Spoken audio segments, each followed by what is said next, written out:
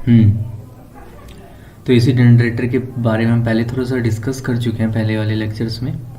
तो क्या होता है एसी जनरेटर?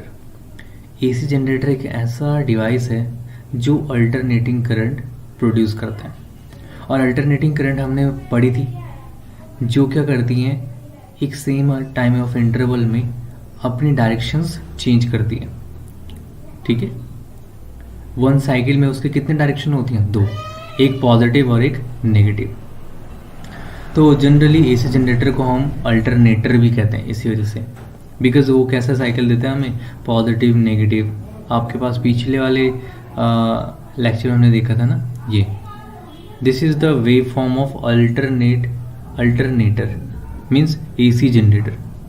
कैसे हमारे पास एक पॉजिटिव पीक आ रही है और एक नेगेटिव पीक आ रही है। Next, construction.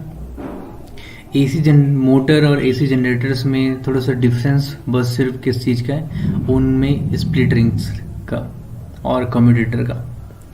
तो एसी जनरेटर जो कंसिस्ट होता है, एक आर्मेचर कोयल लगी रहती है इसके सेंटर में दो परमानेंट मैग्नेट के बीच, और परमानेंट मैग्नेट का पोल होता है एन और एस, और एक strong horseshoe type permanent magnets होते हैं। और परमानेंट मैग्नेट के बारे में हम जानते हैं क्या होता है परमानेंट मैग्नेट्स। परमानेंट मैग्नेट्स आपके ऐसे मैग्नेट्स होते हैं जो कि अपना मैग्नेटिक नेचर खोते नहीं हैं, जिनका अपना मैग्नेटिक नेचर परमानेंट रहता है। मीन्स अगर वो एक्सटर्नल मैग्नेटिक फील्ड में हूँ या ना हूँ, तब भी उनके अंदर मैग्नेटिक प्रॉपर्टीज रहती हैं। उन्हें कहते हैं हम परमानेंट मैग्नेट। जिनके पास अपनी एक्सटर्नल प्रॉपर्टीज नहीं होती, इंटरनल प्रॉपर्टीज रहती है, वो होते हैं आपके परमानेंट मैग्नेट। Permanent magnet. और जनरली इस आर्मेचर कोयल में, जो ABCD की ये कोयल है, रेक्टेंगुलर कोयल, इसमें क्या रहता है, नंबर ऑफ टर्न्स वायर्स क्या रहती हैं, इंसुलेटेड कॉपर वायर लिपटी हुई रहती हैं। और कैसे रहती हैं ये, लेमिनेटेड। क्लियर है इतना? और यहाँ पे इस रेक्टेंगुलर कोयल्स के A से D पार्ट पर आपके दो circular piece of copper metal लगे हुए रहते हैं, जिनको हम कहते हैं स्लिप रिंग्स।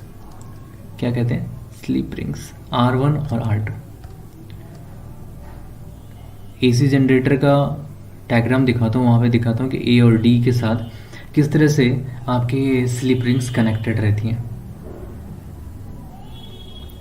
ये देखो, ये है आपका R1 यहाँ पे, और ये है R2। तो ये A और D के साथ क्या है, कनेक्टेड है। ये आपका A पॉइंट और ये है D पॉइंट, ये A पॉइंट और ये D पॉइंट।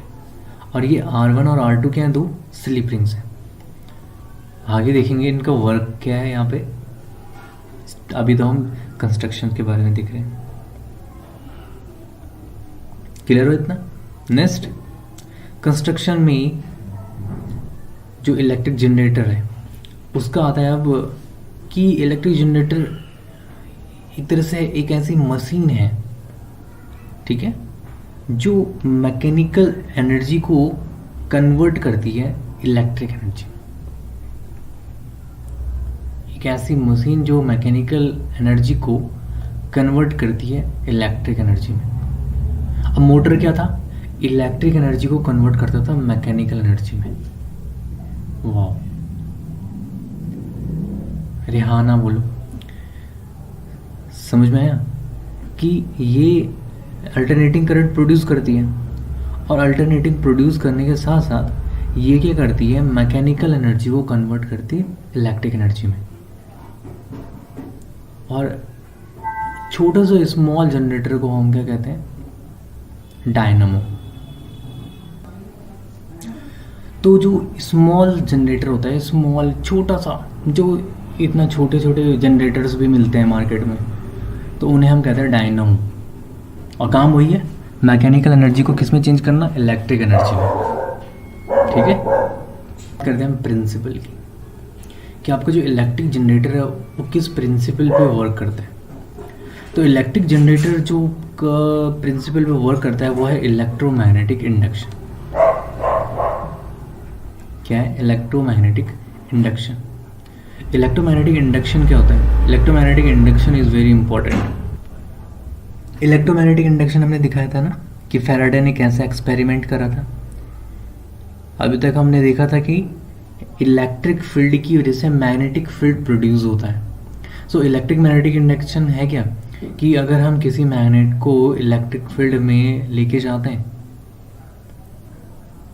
तो वहाँ पर इलेक्ट्रिक फील्ड में नहीं, किसी कोयल के पास अगर मैग्नेट को क्या करते हैं, पास करते हैं, तो वहाँ पर उस कोयल में फ्लक्स चेंज होता है और वहाँ पर एक इंड्यूस ईएमएफ प्रोड्यूस हो जाता है और उस इंड्यूस ईएमएफ की वजह से इंड्यूस करंट प्रोड्यूस हो जाती है और कोयल में करंट फ्लो होने लग जाती है। किसकी वजह से? मैग्नेट की वजह से। तो इसे बोलते हैं इलेक्ट्रोमैग्नेटिक इंडक्शन। ठीक है।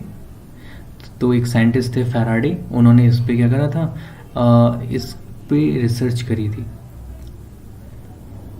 तो ये इलेक्ट्रोमैग्नेटिक इंडक्शन पे वर्क करता है आपका इलेक्ट्रिक जनरेटर। और इलेक्ट्रिक जनरेटर्स में जो ये कंडक्टर्स है, मूविंग कोयल, ठीक है, इसको मूविंग कराने में किसका इंपॉर्टेंस होता है? मैग्नेटिक फील्ड का। और जब मैग्नेटिक फील्ड की वजह से मूव करती है तो वहाँ पर फिर क्या हो जाता है कि इंड्यूस करंट प्रोड्यूस हो जाता है कंडक्टर में। तो मैकेनिकल एनर्जी किस में चेंज होगी? इलेक्ट्रिक एनर्जी में। अब यहाँ पे तो हम किसका यूज़ कर रहे हैं? हम यूज़ कर रहे हैं मैग्नेटिक फील्ड का। ठीक है, मैग्नेटिक फील्ड की वजह से उसमें क्या है, रिवॉल्यूशन हो रहा है कोयल में। लेकिन बड़े बड़े जो हमारे डैम होते हैं, विंड मिल्स होती हैं, तो वहाँ पर हम जब एनर्जी जनरेट करते हैं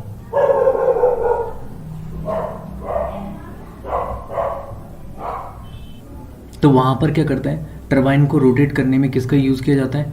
वहाँ पर जैसे बड़े से स्लोप से वाटर को फ्लो करा जाता है और टरबाइंस रोटेट करती हैं। और टरबाइन जब रोटेट करती हैं तो वो मैकेनिकल एनर्जी को चेंज कर देती हैं इलेक्ट्रिक एनर्जी में। ऐसे विंड मिल्स होती हैं, विंड मिल्स के घूमने से वहाँ नीचे टरबाइंस रोटेट करती है और फिर क्या होता है, पावर जनरेट हो जाती है, इलेक्ट्रिक एनर्जी क्या हो जाती है, प्रोड्यूस हो जाती है। किसकी वजह से? टरबाइंस के रोटेट की वजह से। तो same as this is a phenomena of electric generator. So electric generator is use mechanical energy convert to electric energy. So ये हमने क्या करें, कंस्ट्रक्शंस का ही एक छोटा सा पार्ट है कि उसको ही बताया है कि R1 और R2 के रोटेट्स करती है जब कोयल इन दो फिक्स पीसेस की वजह से, R1 और R2, और इनके साथ कनेक्टेड रहते हैं हमारे B1 और B2 ब्रशेस। और ये ब्रेसेस क्या रहते हैं, ये कनेक्टेड होते हैं हमारे एक्सटर्नल सर्किट से, जहाँ पे हमें उस मैकेनिकल एनर्जी से कन्वर्ट हुई इलेक्ट्रिक एनर्जी को भेजना है। ठीक है, ये आपके एक्सटर्नल सर्किट से कनेक्टेड रहते हैं। एक्सटर्नल सर्किट को आप देख सकते हो कैसे, ये देखो डायग्राम में, ये आपका एक्सटर्नल सर्किट है। ये जैसे यहाँ पे गैल्वेनोमीटर लगा हुआ है तो यहाँ पे करंट के डायरेक्शंस को डिटेक्ट कर रहा है। याद आ रहा है ना गैल्वेनोमीटर? ठीक है, this is a working of AC generator. ये हमने आपको पहले बता दिया कि ये क्या करता है, टरबाइन रोटेट करता है आपके इनिशियल में लगी हुई ABCD आर्मेचर कोयल, ठीक है, मैग्नेटिक फील्ड की वजह से। और जब मैग्नेटिक फील्ड वहाँ पे हाई होता है तो ये एंटी क्लॉकवाइज डायरेक्शन में अगर मोशन करता है तो फिर मैग्नेटिक फील्ड लाइंस और करके इसको रोटेट कराती हैं, क्योंकि मैग्नेटिक फील्ड प्रोड्यूस होता है ना, और उसकी वजह से जो कोयल इसके पास लगी हुई है उसमें एक इंड्यूस EMF प्रोड्यूस हो जाता है और इस इंड्यूस EMF की वजह से इंड्यूस करंट प्रोड्यूस हो जाता है, मींस इंडक्शन, इलेक्ट्रोमैग्नेटिक इंडक्शन। और फिर हमारी जो मैकेनिकल एनर्जी इलेक्ट्रिक एनर्जी में कन्वर्ट हुई है वो R1 और R2 स्लिप रिंग्स के थ्रू ब्रशेस में भेज दी जाती है, जो आपके कार्बन ब्रशेस होते हैं। और फिर हमारा जो इलेक्ट्रिक एनर्जी प्रोड्यूस हुआ है वो एक्सटर्नल सर्किट में चला जाता है। This is the working of electric generator. ठीक है, और ये उसके हाफ रिवॉल्यूशन और फुल रिवॉल्यूशन को हमने क्या करा है यहाँ पे डिस्क्राइब करा है कि कब वो हाफ रिवॉल्यूशन देगा, कि फर्स्ट अगर वो एंटी क्लॉकवाइज में मोशन करता है, एंटी क्लॉकवाइज में एक कंप्लीट साइकिल करा तो हमें हाफ वेव मिलती है। जैसे हमने एसी में देखा था ना, एसी का सिग्नल कैसा होता है, ये वेव फॉर्म ऐसे, ये पहले हाफ साइकिल में, फिर दूसरा half cycle, this is a complete cycle, one cycle reverse और फॉरवर्ड डायरेक्शन में। और यहाँ पे क्या होगा हमारे पास पॉजिटिव वोल्टेज, और यहाँ पे क्या होगा नेगेटिव, ठीक है। तो ये कहलाता है आपका एसी सिग्नल का वेव फॉर्म। तो जहाँ पर क्या एसी जनरेटर में क्या होता है कि जिसमें आपकी करंट चेंज हो रही है रेगुलरली, अपनी डायरेक्शन चेंज कर रही है, उसे हम कहते हैं अल्टरनेटिंग करंट। और इस डिवाइस को बोलते हैं अल्टरनेटिंग करंट जनरेटर, ठीक है, या एसी जनरेटर। नेक्स्ट आपके एप्लीकेशंस कुछ अल्टरनेटिंग करंट की। सो इंडिया में जो अल्टरनेटिव करंट प्रोड्यूस होती है उसकी फ्रीक्वेंसी होती है 50 हर्ट्ज। इंडिया में 50 हर्ट्ज फ्रीक्वेंसी को किससे डिनोट करते हैं, न्यू से, फ्रीक्वेंसी को डिनोट करते हैं न्यू से। और कितना वोल्टेज होता है, 220 वोल्ट। फ्रीक्वेंसी तो ये है और वोल्टेज होता है 220 वोल्ट। 220 वोल्ट हमारे जो घरों में जो वोल्टेज आता है वो कितना है, 220 वोल्ट है। और इसकी फ्रीक्वेंसी कितनी होती है, फ्रीक्वेंसी का मतलब है इसका 1 सेकेंड में कितना साइकिल कंप्लीट करता है, 1/t। Frequency is 1/t, the rate of change of time, ठीक है, कंप्लीट इन 1 साइकिल। तो वो कहलाता है फ्रीक्वेंसी की 1 सेकेंड टाइम में कितना साइकिल कंप्लीट कर रही हो। अभी देख रहे थे ना हम साइकिल, हाफ साइकिल, फिर एक कंप्लीट साइकिल, तो 1 सेकेंड में कितना साइकिल कंप्लीट कर रही है, तो वो उसकी फ्रीक्वेंसी है 50 हर्ट्ज। और पावर स्टेशन में इलेक्ट्रिसिटी प्रोड्यूस करने में, और वही इलेक्ट्रिसिटी हमारे घरों में ट्रांसमिट कर दी जाती है। इसी वजह से हम क्या करते हैं, अपने फ़ोन चार्ज करते हैं, टीवी देखते हैं, अपने जितने भी इलेक्ट्रॉनिक डिवाइसेस हैं, आयरन है, फ्रीज है, तमाम तरह के डिवाइसेस को हम क्या करते हैं, इसी इलेक्ट्रिसिटी का यूज़ करके यूज़ कर रहे हैं। हाइड्रो इलेक्ट्रिक पावर, जैसे मैंने कहा, डैम्स जितने भी हमारे, जैसे टिहरी डैम है, तो वहाँ पर भी क्या हो रहा है, यहाँ से एक स्लोप से रिवर के पानी को इकट्ठा करा गया है। और वो आपका कैसा है, वो एक नेचुरल डैम कहलाता है, क्योंकि पहाड़ों को या किसी चीज़ को दीवार वगैरह खड़ी करके ऐसा नहीं, गोल घेरा नहीं बनाया है उस डैम में, अपने आप ही पहाड़ों को, रॉक्स को यूज़ करके उस डैम को बनाया गया। तो वहाँ से फिर उस स्लोप में आता है वाटर बहुत हाई स्पीड से, और फिर टर्बाइंस लगी हुई नीचे और वो रोटेट करती हैं, तो फिर हमारे पास क्या होता है, इलेक्ट्रिसिटी प्रोड्यूस हो जाती है। ऐसे ही थर्मल पावर हाउसेस में होता है कि driven by the power of high pressure steam, वहाँ पे बहुत ज़्यादा हाई पावर के स्टीम को प्रोड्यूस करके इलेक्ट्रिसिटी प्रोड्यूस करते हैं। वो हाई पावर स्टीम क्या करती हैं, burning coal and natural gas और ऑयल को, ठीक है, उनसे मिलके बनाई जाती है। और हमारे जो कई तरह के तमाम पावर जनरेटर्स हैं, जैसे न्यूक्लियर पावर हाउस, और न्यूक्लियर पावर हाउस में क्या होता है, न्यूक्लियर रिएक्टर्स के थ्रू इतना हाई स्टीम्स की एनर्जी को बनाया जा रहा है, तो वो भी इलेक्ट्रिसिटी प्रोड्यूस करने में यूज़फुल है। तीनों तरह के, hydro electric power, thermal power house और nuclear power house. But hydro power क्या है, आपका वेरी रिसाइकिल है, क्योंकि आप फिर से उस पानी का यूज़ कर सकते हैं। बट लेकिन थर्मल पावर और न्यूक्लियर पावर कैसे है, न्यूक्लियर पावर सबसे ज़्यादा हार्मफुल भी है, क्योंकि इसमें अगर ये कहीं पे न्यूक्लियर, जैसे न्यूक्लियर बॉम्ब सुना होगा तुम लोगों ने, अगर इसका यूज़ करते हैं कहीं पे, तो उसके आसपास रेडिएशन या रेडिएशन वाला एरिया हो जाता है, और जो कि हमारे बर्ड्स के लिए और बहुत छोटे छोटे जानवरों के लिए हार्मफुल है रेडिएशन।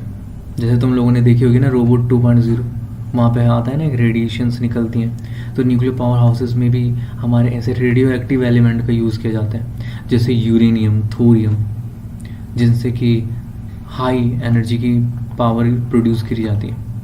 और थर्मल एनर्जी पावर हाउस जो है हमारे कोयल को, नेचुरल गैसेस और ऑयल को, अगर तो इनके जो मेन जगह है जहाँ से ये प्रोड्यूस होती हैं, जहाँ पे ये मिलती हैं, तो वो भी क्या है, लिमिटेड है, ठीक है, कोल्स की, नेचुरल गैस की। इसलिए हाइड्रो इलेक्ट्रिक पावर ज़्यादा यूज़फुल है। और हमारे अर्थ में 70% भी क्या है, वाटर है। इसलिए नेक्स्ट बात करते हैं DC generator. Alternating current generator के बाद आते हैं डीसी जनरेटर। और डीसी जनरेटर और अल्टरनेटिंग करंट जनरेटर में सिमिलरली कुछ ज़्यादा फ़र्क नहीं है, बस सिंपल से एक ग्राफ का फ़र्क है। और एक स्लिप रिंग्स डायरेक्टली अटैच रहती हैं एक कॉम्यूटेटर, ठीक।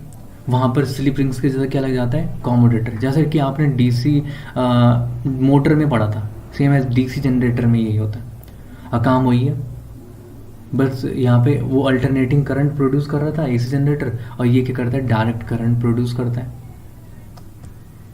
Direct current. और डायरेक्ट करंट का ग्राफ कैसा होता है हमारा, एकदम लीनियर, है ना। डायरेक्ट करंट का ग्राफ ऐसा होता है, लीनियर लाइन। क्लियर है। This is AC generator, DC generator. तो एसी जनरेटर यूज होता है, प्रोड्यूस करता है alternating current, DC generator produce करता है डायरेक्ट करंट, ठीक है। इसे वन डायरेक्शन ओनली जिसमें होती है। और हाफ जो स्लीप रिंग्स होती है उनकी जगह में यूज़ होता है कम्यूटेटर। और कम्यूटेटर हम जानते हैं वहाँ पे जो क्या करता है, करंट को एक फिक्स डायरेक्शन में ही रहने देता है, ठीक है। कम्यूटेटर जो कार्बन ब्रशेस के साथ कनेक्टेड रहता है, यहाँ पे कम्यूटेटर रहता है। और मोटर में हम इसके बारे में पढ़ चुके हैं कि वो डायरेक्टली अटैच रहता है आर्मेचर कोयल से। कोयल्स घूमती हैं तो मोटर कम्यूटेटर्स भी क्या कर देता है, एकदम से करंट के डायरेक्शंस चेंज कर देता है। और ये डीसी मोटर का क्या है, एक नीट एंड क्लीन डायग्राम से देख रहे हो। यहाँ पे स्लिप रिंग्स एक दूसरे के सामने सामने हो गए, और इसे ही बोलते हैं हम क्या, कम्यूटेटर। ऐसे इस फिनोमेनन, इस टाइप के डिवाइसेस में जो यूज़ हो रही है। और डीसी मोटर भी यूज़ होती है डायरेक्ट करंट प्रोड्यूस करने में। और आप जानते हैं जनरली जो एसी करंट है वो अपनी डायरेक्शन एवरी 1/100 सेकेंड्स के बाद क्या करती रहती है, चेंज करती है। इसका मतलब है कि एक सेकेंड में वो 100 टाइम्स अपनी डायरेक्शन चेंज कर रही है, मतलब 50 टाइम्स पॉजिटिव और 50 टाइम्स नेगेटिव। 1/100 का मीनिंग है कि एक सेकेंड में इतना, समझ रहे हो। और फ्रिक्वेंसी कितनी होती है, 50 हर्ट्ज होती है। और बहुत सारे इंपॉर्टेंट एडवांटेज हैं एसी के ओवर डीसी, बिकॉज अगर जो एसी करंट है वहाँ पे तो करंट चेंज हो रही है ना regularly, positive negative positive negative. But लेकिन डायरेक्ट करंट क्या होती है, उसमें कोई डायरेक्शन चेंज नहीं हो रही है, वन डायरेक्शन होती है। अगर किसी को करंट लग गया सपोज एसी वायर से, तो उस पर झटका लगेगा, फिर वो हट जाएगा। लेकिन डीसी में एक बार अगर झटका लग गया तो वो एकदम वहीं चिपक जाता है। क्यों, बिकॉज वहाँ पे करंट की डायरेक्शन कैसी है, वहाँ पे करंट की डायरेक्शन है वन डायरेक्शन। इसलिए थोड़ा सा एसी के एडवांटेज है, पर लेकिन डीसी के डिसएडवांटेज है यहाँ पे। ये कुछ न्यूमेरिकल क्वेश्चन, ये क्वेश्चन है आपके एनसीईआरटी के। State the principle of an electric generator, तो आप लिख सकते हो कि electric generator work on the principle of electromagnetic induction. और क्या जनरेट करता है, इलेक्ट्रिसिटी जनरेट करता है rotating a coil in a magnetic field. और कुछ सोर्सेज बताओ डीसी करंट के, तो सेल हो गया, डीसी जनरेटर हो गया। और कौन कौन सोर्स अल्टरनेटिंग करंट प्रोड्यूस करते हैं, एसी जनरेटर हो गया, पावर प्लांट्स हो गए, thermal power plant, nuclear power plant, hydro electric power plants, तो ये सारे हमारे कैसे हैं जो अल्टरनेटिंग करंट प्रोड्यूस करते हैं। Domestic electric circuit, this is a very important electric circuit जो हमारे घरों में लगा हुआ रहता है। इलेक्ट्रिक सर्किट्स है ना, अपने घरों में देखा होगा आपने कि जो इलेक्ट्रिक पावर सप्लाई होती है वो मेन सप्लाई से कनेक्ट होती है, जिसे हम कहते हैं मेन स्विच भी कहते हैं उसे, है ना। और अगर हमारे घर में कोई इलेक्ट्रिक पोल्स या वगैरह सपोर्ट के थ्रू वो मेन में क्या रहता है, कनेक्टेड रहता है, या अंडरग्राउंड केबल्स के थ्रू भी भेजे जाती हैं, ठीक है। पर जनरली पोल के थ्रू ही हमारे पास इलेक्ट्रिसिटी भेजी जाती है इंडिया में खासकर, है ना। तो हमारे पास जो जनरली जो वायर्स होती हैं वो कैसे होती है, रेड इंसुलेशन कवर होता है उसमें, या ब्लैक इंसुलेशन कवर होती है। दो तरह की वायर दिखते हैं हम अपने घरों में, एक काली और एक लाल। जो ब्लैक कलर की इंसुलेशन रेड कलर की इंसुलेशन कवर वाली वायर होती है उसको हम कहते हैं लाइव वायर या पॉजिटिव, रेड वाले को कहते हैं पॉजिटिव। और जो ब्लैक इंसुलेशन कवर वाली वायर होती है उसको कहते हैं नेगेटिव, न्यूट्रल वायर, ठीक है। एक होती है लाइव वायर, एक होती है न्यूट्रल वायर, और एक और वायर होती है ग्रीन कलर की, उसको आगे डिस्कस करते हैं। तो potential difference between the two terminal is, क्या होता है हमारे कंट्री में पोटेंशियल डिफरेंस,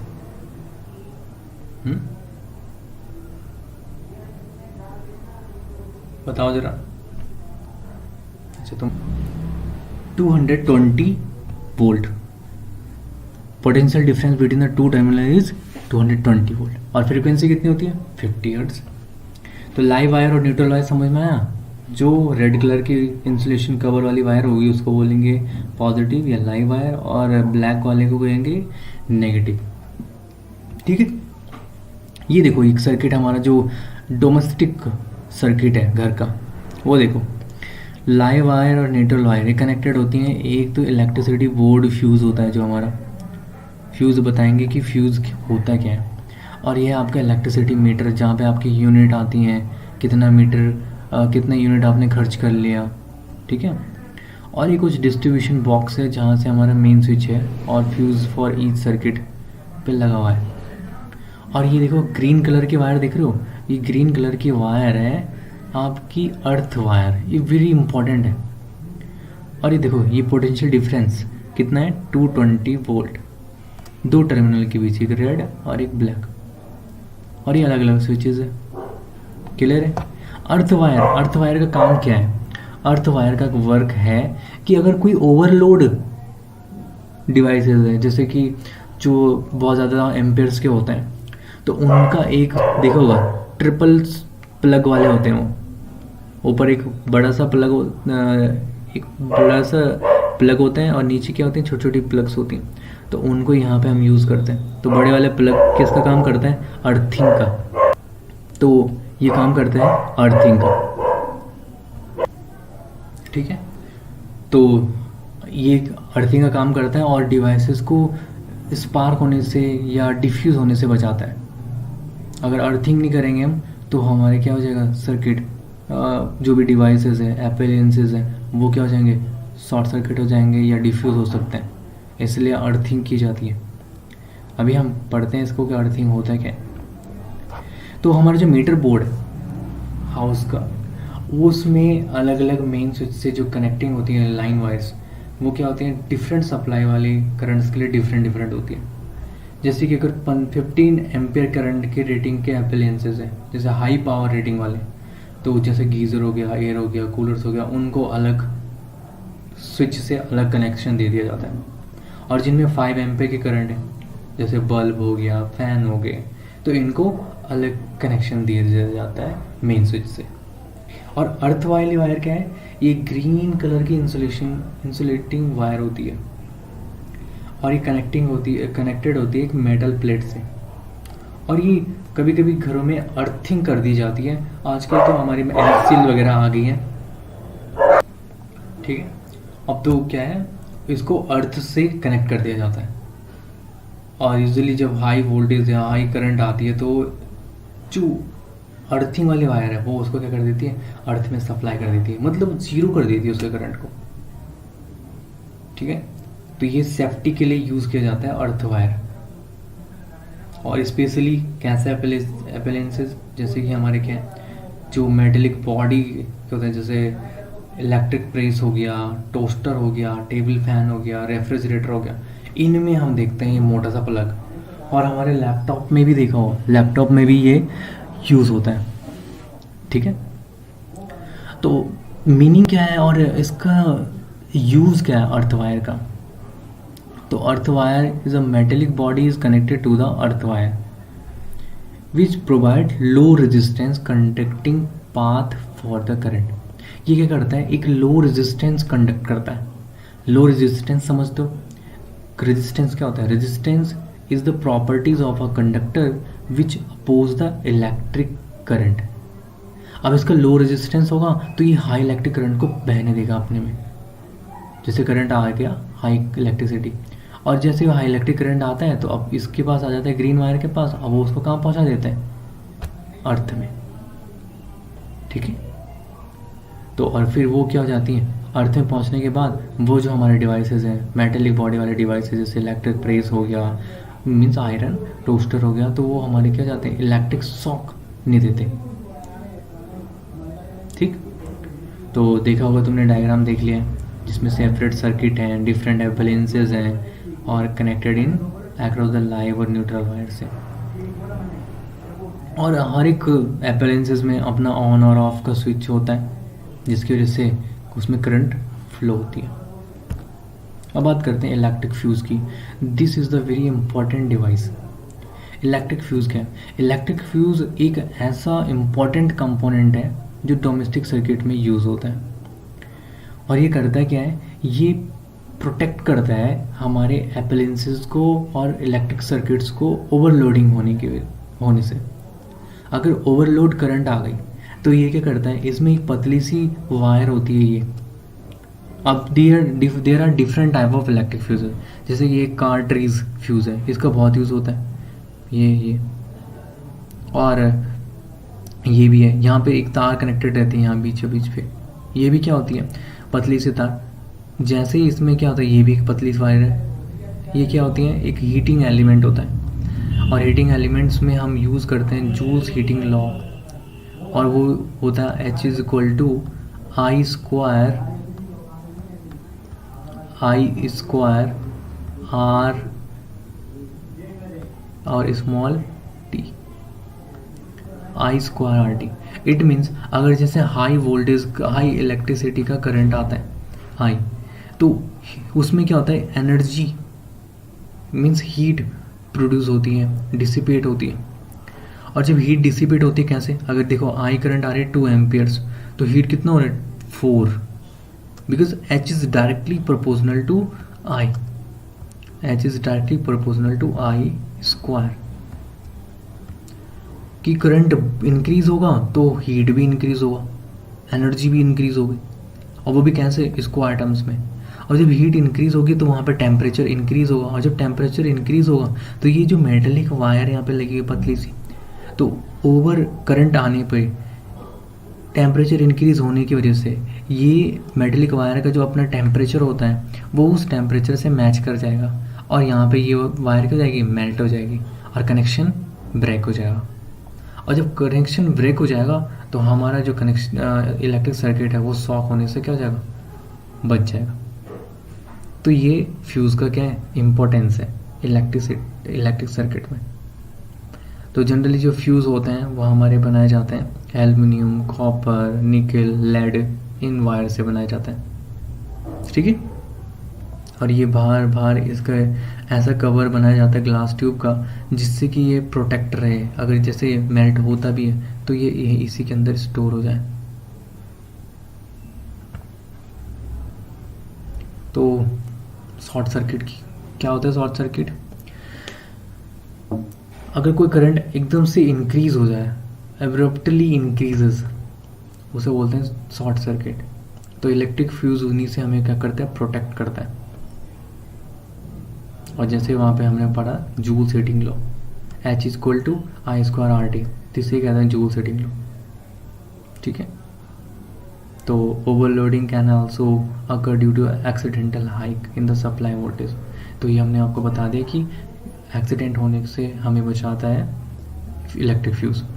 तो मैनी अप्लायंसेस में सिंगल सॉकेट के साथ साथ ये इलेक्ट्रिक फ्यूज़ भी लगा रहता है। तो अलग अलग डिवाइसेस के लिए अलग अलग एम्पेयर का इलेक्ट्रिक फ्यूज़ यूज़ करते हैं। क्लियर?